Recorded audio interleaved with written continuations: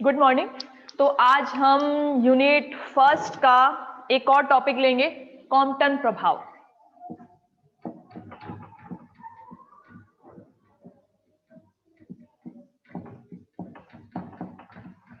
Compton प्रभाव। Compton प्रभाव पढ़ने से पहले हम सबको पता होना चाहिए कि प्रकाश विद्युत प्रभाव क्या होता है। कॉम्पटन प्रभाव पढ़ने से पहले ये पता होना चाहिए कि प्रकाश विद्युत प्रभाव क्या होता है कि जब किसी धातु की सतह पर हम विकिरण को आपतित करते हैं तो वो विकिरण क्या करती है, धातु की सतह से इलेक्ट्रॉन का उत्सर्जन करती है। ये प्रक्रिया क्या कहलाती है, प्रकाश विद्युत प्रभाव कहलाती है। ठीक है, अब कॉम्पटन प्रभाव क्या होता है, देखो इसमें क्या होता है, ये कोई हल्की धातु है या ग्रेफाइट ले लो, ठीक है। तो हम क्या करते हैं, एक निश्चित तरंग दैर्ध्य युक्त एकल वर्णी प्रकाश विकिरण जब हम इस धातु की सतह पर आपतित करते हैं, एकल वर्णी निश्चित तरंग दैर्ध्य युक्त एकल वर्णी एक्स विकिरण को जब हम इस हल्की धातु या ग्रेफाइट की सतह पर आपतित करते हैं तो ये क्या करती है, विकिरण इस धातु की सतह से इलेक्ट्रॉन का निष्कासन करके थीटा कोण से क्या हो जाती है, विवर्तित हो जाती है। ये कोण क्या कहलाता है, थीटा कहलाता है। इधर ये कोण क्या कहलाता है, थीटा कहलाता है। जब हम किसी धातु की सतह पर, जैसे हल्की धातु या ग्रेफाइट की सतह पर निश्चित तरंग दैर्ध्य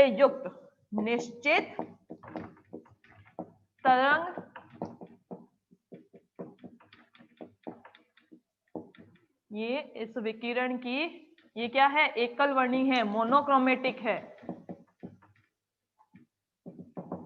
और इसकी लैम्डा क्या है, निश्चित है।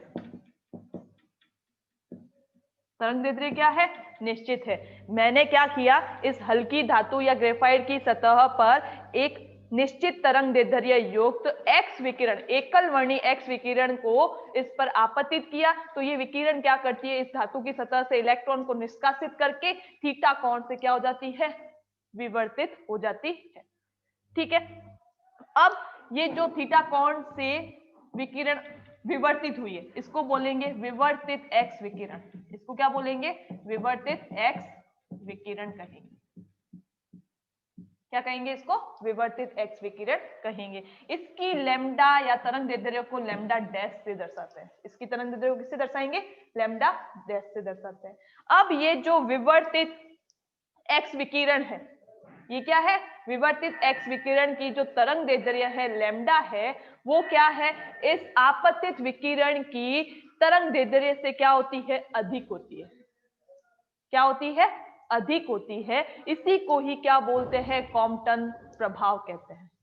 विवर्तित विकिरण की तरंग दैर्ध्य लैम्डा डैश का मान आपतित विकिरण की तरंग दैर्ध्य लैम्डा से क्या होती है, अधिक होती है। यानी कि जिस ऊर्जा से ये विकिरण आपतित हुई थी, इस विकिरण की कुछ ऊर्जा तो क्या हो गई, इलेक्ट्रॉन को निष्कासित करने में खर्च हो गई।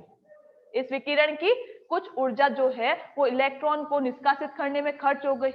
अब ये जो विकिरण आगे विवर्तित हो गई, इसकी कुछ ऊर्जा तो इलेक्ट्रॉन निष्कासित करने में खर्च हो गई, अब इसकी क्या हो गई, ऊर्जा कम हो गई। इस विकिरण की ऊर्जा क्या हो गई, कम हो गई, क्योंकि कुछ ऊर्जा तो इसको इलेक्ट्रॉन को निकालने में खर्च हो गई। अब जो ये विवर्तित विकिरण होगी इसकी ऊर्जा क्या होगी, कम होगी। और हम सब जानते हैं कि ऊर्जा और लैम्डा में क्या संबंध होता है, व्युत्क्रमानुपाती का संबंध होता है। ठीक है, तो अब इसकी ऊर्जा क्या है, कम है, तो इसकी तरंग दैर्ध्य क्या होगी, अधिक होगी। जिस विकिरण जिस ऊर्जा से आपतित हुई थी, उस विकिरण की कुछ ऊर्जा जो है वो धातु की सतह से इलेक्ट्रॉन को निष्कासित करने में खर्च हो गई। अब जो ये धातु की सतह से विवर्तित विकिरण होगी, अब उसकी ऊर्जा क्या होगी, कम होगी, क्योंकि इसकी कुछ ऊर्जा इसको निकालने में खर्च हो गई। अब इसकी ऊर्जा कम है तो इसकी लैम्डा क्या होगी, अधिक होगी, और इसकी लैम्डा क्या होगी, कम होती है। ठीक है, इसकी लैम्डा क्या होगी, इससे कम होगी। ठीक है, तो यही क्या है, कॉम्पटन प्रभाव है कि विवर्तित विकिरण की तरंग दैर्ध्य का मान आपतित विकिरण की तरंग दैर्ध्य से क्या होता है, अधिक होता है। इसी को ही क्या बोलते हैं, कॉम्पटन प्रभाव कहते हैं। इसी को ही क्या बोलते हैं, कॉम्पटन प्रभाव कहते हैं। और तरंग दैर्ध्य में परिवर्तन क्या कहलाता है, कॉम्पटन विस्थापन कहलाता है। क्या कहलाता है, कॉम्पटन विस्थापन कहलाता है। तरंग दैर्ध्य में परिवर्तन, देखो क्या बताया मैंने, ये जो विवर्तित विकिरण की एक्स विकिरण लैम्डा डैश है, ठीक है, ये किससे अधिक है, आपतित विकिरण की तरंग दैर्ध्य लैम्डा से क्या है, अधिक है। ठीक है, अब तरंग दैर्ध्य में ये परिवर्तन ही क्या कहलाता है, कॉम्पटन विस्थापन कहलाता है। तरंग दैर्ध्य में परिवर्तन को हम कैसे दर्शाएंगे, डेल्टा लैम्डा से। कैसे दर्शाएंगे, डेल्टा लैम्डा से दर्शाएंगे। ठीक है, तो डेल्टा लैम्डा क्या हो जाएगा, लैम्डा डैश, ये अधिक है, लैम्डा डैश माइनस क्या हो जाएगा, लैम्डा। ठीक है, तो डेल्टा लैम्डा क्या कहलाता है, यहाँ पे कॉम्पटन विस्थापन कहलाता है या कॉम्पटन तरंग दैर्ध्य कहलाती है। ये डेल्टा लैम्डा क्या कहलाता है, कॉम्पटन विस्थापन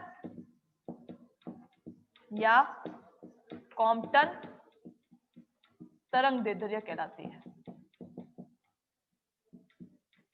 क्या कहलाती है, कॉम्पटन तरंग दैर्ध्य कहलाती है।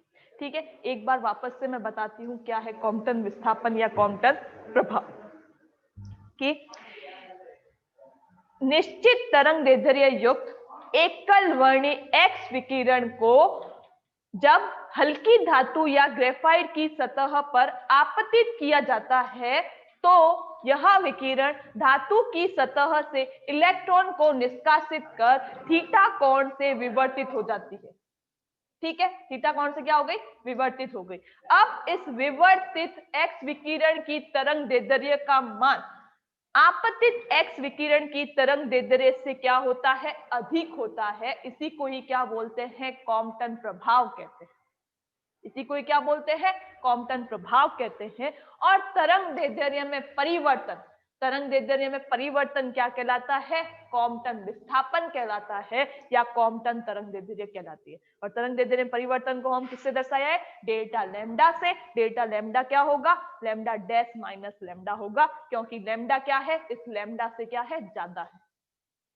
ठीक है, यही क्या है, कॉम्पटन विस्थापन या कॉम्पटन प्रभाव कहलाता है। अब यहां पे कॉम्पटन, ये जो थीटा है इसको क्या बोलते हैं, विवर्तन कोण थीटा। इसको क्या बोलते हैं, विवर्तन कोण थीटा है। ठीक है, ये क्या कहलाता है, विवर्तन कोण कहलाता है। ठीक है, तो अब विवर्तन कोण थीटा के संदर्भ में हम कॉम्पटन विस्थापन को निम्न प्रकार दर्शाते हैं। विवर्तन कोण थीटा के संदर्भ में, विवर्तन कोण थीटा के संदर्भ में कॉम्पटन प्रभाव को निम्न प्रकार दर्शाया जाता है। डेल्टा लैम्डा, कॉम्पटन तरंग दैर्ध्य को या कॉम्पटन विस्थापन को निम्न प्रकार दर्शाया जाता है। ये मैं डेल्टा एच क्या लिख दिया, delta lambda is equal to 2h upon mc into sine square theta by 2। 2h upon mc into sine square theta by 2, sine square theta by 2। ये क्या है, इसके ऊपर फ्लैश पड़ रहा है, दिखाई नहीं दे रहा है, ये क्या है, साइन स्क्वायर थीटा बाई 2। ठीक है, तो डेल्टा विवर्तन कोण, ये क्या है, विवर्तन कोण थीटा है। विवर्तन कोण थीटा के संदर्भ में कॉम्पटन विस्थापन को निम्न प्रकार दर्शाया जाता है। Delta lambda is equal to 2h upon mc into sine square theta by 2।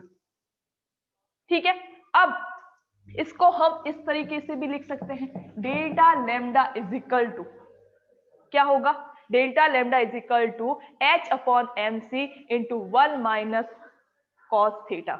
h upon mc into 1 minus cos theta. अब ये वैल्यू कहां से आई, अब ये वैल्यू, हाँ, अब हम क्या करेंगे, ये जो अपने पास थीटा है, इस थीटा की वैल्यू अलग अलग वैल्यू रखकर हम क्या करेंगे, कॉम्पटन विस्थापन को ज्ञात करेंगे। ठीक है, तो अब देखिए, अगर मैंने थीटा बराबर क्या रखा, 0 डिग्री, ठीक है, तो कॉस 0 का मान क्या आएगा 1। ठीक है, तो 1 रखने पर देखिए क्या आता है, delta lambda is equal to H upon M C into 1 minus 1।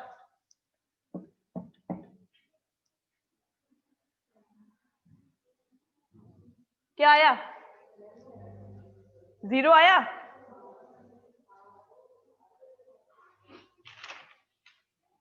ठीक है, तो क्या आएगा delta lambda is equal to, ये भी पूरा क्या हो जाएगा 0 हो जाएगा। तो delta lambda is equal to क्या आया अपने पास 0।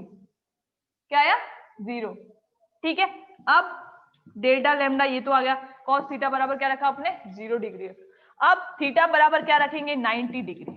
तो कॉस 90 की वैल्यू होती है, कितनी होती है कॉस 90 की 0। कितनी होती है 0।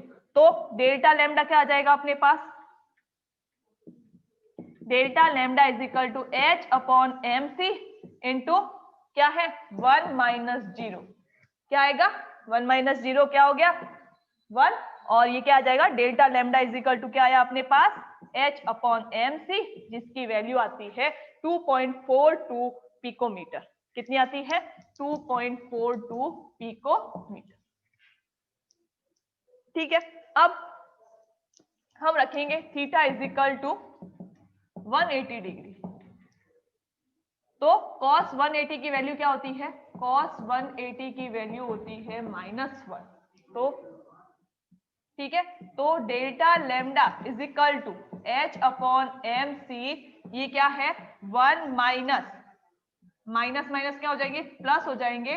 तो ये क्या आया delta lambda is equal to 2h upon M c, 2h upon M c, जो क्या होगी इसकी इस वैल्यू की डबल होगी, क्या हो जाएगी 4.84। क्या हो जाएगी 4.84 पिकोमीटर। कि कॉम्पटन प्रभाव का यूज कहां करते हैं, इसका उपयोग क्या हो जाएगा। ठीक है, तो एक तो ये फोटोन की महत्व बोल दे, इसको शायद महत्व बोल देते हैं। ठीक है, एक तो फोटोन की कणीय प्रकृति की व्याख्या करता है ये। ठीक है, फोटोन की कणीय प्रकृति की व्याख्या करता है। दूसरा ये हाइजेनबर्ग के अनिश्चितता सिद्धांत की भी व्याख्या करता है। ठीक है, हाइजेनबर्ग का अनिश्चितता सिद्धांत क्या हुआ। ठीक है, तो कॉम्पटन प्रभाव के क्या महत्व है, एक तो ये फोटोन के कणीय प्रकृति की व्याख्या करता है और दूसरा ये हाइजेनबर्ग के अनिश्चितता सिद्धांत की व्याख्या करता है। ठीक है, फिर आज के लिए इतना ही, नेक्स्ट हम नेक्स्ट क्लास में करेंगे।